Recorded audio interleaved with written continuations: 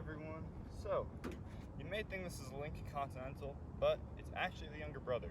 This is the 1971 Mercury Marquis Brougham. This is one of the top-of-the-line cars that the Ford Motor Company came out with in the early 70s.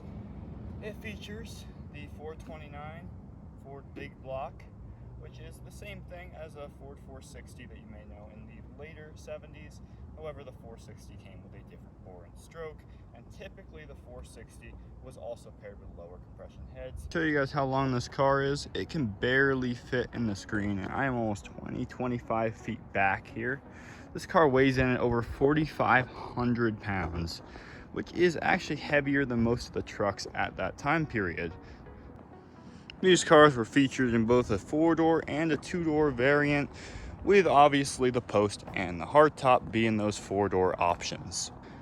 This model right here is obviously the 4-door post model.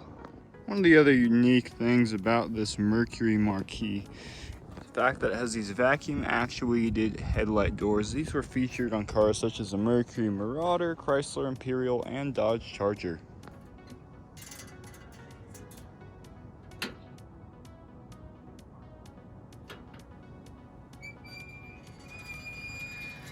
So on basically all the 1971 Marquis models came standard with these fender skirts, and I personally think they look fantastic. They started to do away with that in the late 70s on both the Marquis and the Lincoln Continental, which by the way are built on the exact same frame. Coming back to the rear of the car, I do have a little damage right here. As you can see, we have a light bar divided into 3. Obviously, we have our reverse lights on either side here. We also feature a center keyhole with a cool little hideaway feature there. The exterior of this car also features adjustable side mirror. Sadly, I'm missing the adjuster to operate that, but I plan on getting a part here pretty soon.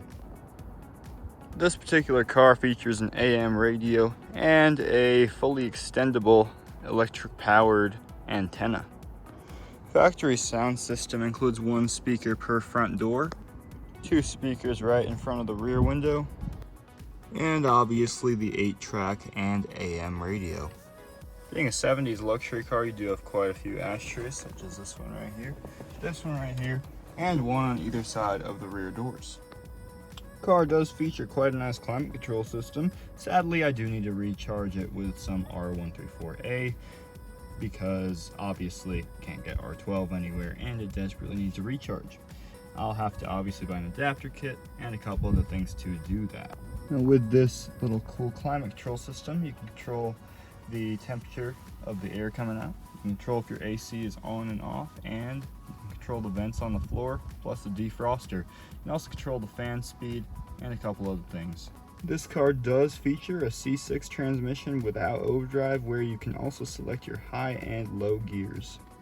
Even without the overdrive, the C6 3-speed automatic transmission is geared quite well for highway driving and also accelerates pretty good in city environments.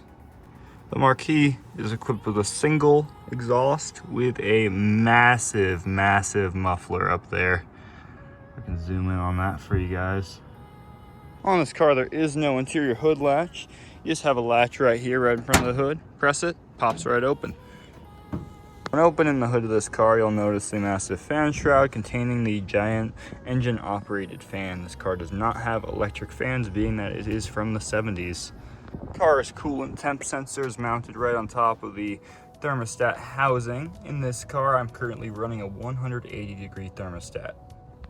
Obviously, we do have the vacuum vents hooked up directly to that sensor on top of the thermostat housing. We also have this distributor, which is points operated, not electronic. This car has an old style power steering pump.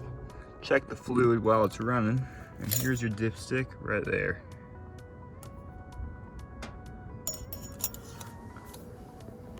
As I mentioned earlier, this car is equipped with quite a nice AC system. I do need to recharge this AC compressor, but I'm confident that once I do that, I'll be AC working in no time.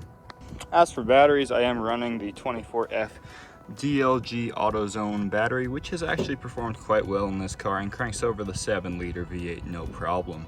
This 429 is outfitted with 4-barrel auto light carburetor. Let's take a look at what that looks like right here. There you are. I do not have the choke set up. Engine is a pushrod V8, which also has hydraulic flat tappet lifters and a hydraulic flat tappet cam. As for brakes on this car, we are looking at a front disc brake setup with a brand new master cylinder there. And coming to the rears, they're actually rear drum brakes on this car.